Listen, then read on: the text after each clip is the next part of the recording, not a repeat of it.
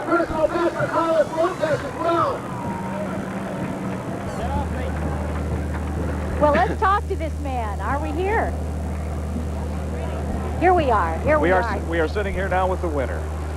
Well, what a race. And you looked relaxed almost coming in. Well, the last seven miles were really tough. I felt maybe I went a bit too soon. As soon as I hit the front, I started to feel how hard it was. But I forced myself to relax and just keep maintaining the pace. Over that last mile, you looked like you were really getting some strength and inspiration from the crowd along the way. You smiled a couple of times, and that look of pain on your face eased a little bit. Well, like I say, it was hurting a lot. But the crowd, they were really great. This last 1,000 meters, they just lifted me. I don't think I could have done it if they hadn't been there. Steve, tell us about this race now.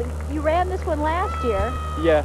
And you never finished a marathon I got before? 16 miles, and I had an ankle injury and I had to drop out then. I got to 16 miles today, and I knew I was on for a good one. So this is the first marathon that you have finished competitively, and you have broken a world record. Well, yeah. Were you looking at the clock as you were coming in? Yeah. Have you had time to feel it yet? Oh, no, I just went straight up here. I'll feel it tonight. You sure will. No, I'm talking about feeling the fact that you have a world record. I mean, amazing. Yeah, it's unbelievable. Here, we're going to look at your finish again. Here's the way you looked. What were you thinking right then? Oh, thank God it's over. I suppose there's not a person who runs a marathon that doesn't think that. No. I got 20 miles was really easy up to there. Well, that's when you, in fact, broke away from the pack. Just after 19 it was. And, you know, a few times before then I felt I could go, but I held back on purpose. You know, our analyst, Tony Revis, felt that you might have felt that you broke out a little bit too soon. Yeah. I got 3 miles to go. I was beginning to wonder, go, this is tough. Do you make tactical decisions like that on the course, or you do them the night before?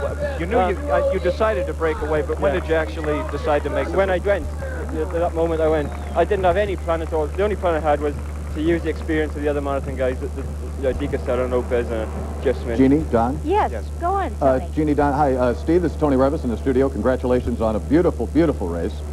It seemed like you turned your head to the inside before you made your decisive move at about 20 miles, and it looked like you were just to see how long it took them to react to what you were doing. And then you ran a 4:47, a 4:47, a 4:47, a 4:41, and a bunch of other 4:40s.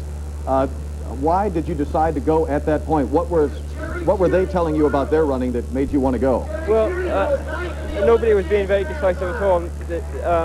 I thought that come 20 miles, 19 miles, Di Castello, Lopez, or Jeff would have really made a decisive move and tried to get away. But because they didn't, I felt that I had held back long enough and it was time to go.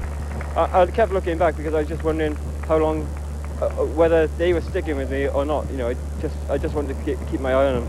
Steve, you've run a lot of races lately. I mean, you're sort of hot all the way across the board, right? Did you know that this preparation was the proper thing to do, or you just guessing? The other races I've done since I've been out here have been used as some sort of indication to how I performed today.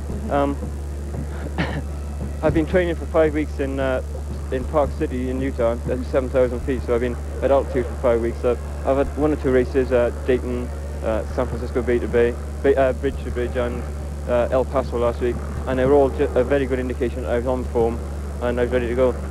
I must say, I haven't run further than 18 miles in one run for about 4 months now, so I was unsure how I'd feel up to there. But when I got there and I felt okay, I thought, right, let's go. Well, you seem wonderful, and congratulations. So wonderful that you won this race.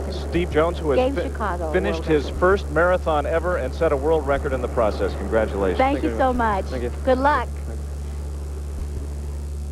I can't get over that part. His first marathon, and he does the world record, beating Alberto Salazar. We're going to take a break. Back with more, including the finish of the women's race. Stay tuned.